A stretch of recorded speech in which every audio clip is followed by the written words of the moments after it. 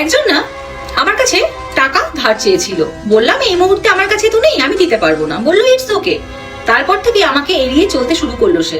এখন সে আর আমার সাথে কথা বলে না, অথচ একসময় কিন্তু ভালোই সম্পর্ক ছিল আমার সাথে। একজনের বাবা খুব অসুস্থ হয়, 3000 টাকার দরকার, ওষুধ কিনতে হবে।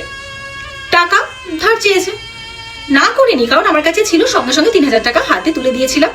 টাকাটা পেয়ে বললো পরশুদিন স্যালারি পেয়ে দিয়ে দেবো। বছর পেরিয়ে গেল। একদিন আমার নিজের সত্যি দরকার ছিল টাকাটা, তো আমি চাইলাম, বললাম আমার খুব দরকার। বললো এতটা নিচ মন, এই টাকা আমি কি দিতাম না? এমন ভাবে সে বললো আমি যেন টাকাটা চেয়ে তার কাছে বিরাট অপরাধ করে ফেলেছি। আমি আর টাকাটা পাইনি তার থেকে। আমি এখন তার কাছে অচেনা মানুষ।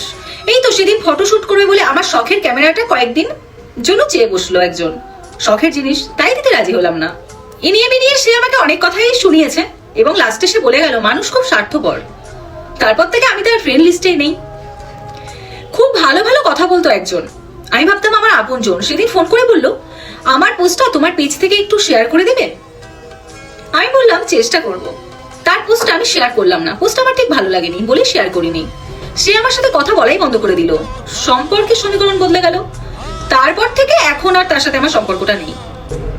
আমার ভিডিও দেখে একজন ভীষণ প্রশংসা করতো, আমাকে ভীষণ ভালো ভালো কমেন্ট করতো, আমাকে বলতো তোমার ভিডিও আমার ভীষণ ভালো লাগে, তোমার ভিডিও দেখে আমি অনেক মোটিভেশন পাই। তো সেই সূত্রে তার সাথে আমার পরিচয়। তো আস্তে আস্তে ভালো একটা সম্পর্ক তৈরি হয়ে গেল, এতটাই নিজে হয়ে গেল, আমি সব থেকে কাছের বন্ধু হয়ে গেলাম। একদিন সে নিজেই একটা গল্প লিখে আমাকে পাঠিয়ে বললো যে তোমার ভয়েসে তোমার পেজ থেকে আমার এই লেখাটা একটু পোস্ট করবে। তো আমি লেখাটা বললাম, তার মধ্যে মোটিভেশন বলতে কিছুই ছিল না, তো একটু অন্যরকম ছিল বলে আমি সেটা পোস্ট করলাম না। তো সেটার জন্য আমি তার কাছে প্রতিদ্বন্দ্বী হয়ে গেলাম। সে আর এখন আমার ভিডিওর প্রশংসা করে না, বরং আমাকে ইগনোর করেই চলে। হ্যাঁ এটাই হয়। কে বলেছে বলুন তো, খারাপ ব্যবহার করলেই মানুষ জীবন থেকে চলে যায়? মানুষ চলে যায় তার স্বার্থ পূরণ না হলে। আপনি যখন উচিত কথা বলবেন, সত্য পথে হাঁটবেন, মুখের উপর না বলবেন, নিজের ভালো থাকার কথা চিন্তা করবেন, তখন মানুষ কিছুতেই আপনাকে পছন্দ করবে না। শুধু দেখবেন সব থেকে চেনা মানুষটা কত তাড়াতাড়ি অচেনা হয়ে যায়। জানেন, এরা জীবন থেকে চলে গেলে খারাপ লাগবে ঠিকই, তবে আফসোস হয় না। নিজের মনের কাছে যখন সৎ থাকবেন, তখন এই সংকীর্ণ স্বার্থের কাছে নিজেকে বিলিয়ে দিয়ে নিজেকে উদার প্রমাণ করতে যাবেন না কখনো। এইরকম দু একটা মানুষ না জীবন থেকে যদি চলে যায়, জীবনের ভার মুক্ত হয়। মনে রাখবেন আপনার জায়গায় আপনি ঠিকই কাজ করেন। কজন আর আপনার জন্য আপনাকে ভালোবাসে বলুন তো? মানুষ ভালোবাসে তার নিজের স্বার্থে, এটুকু মনে রাখবেন।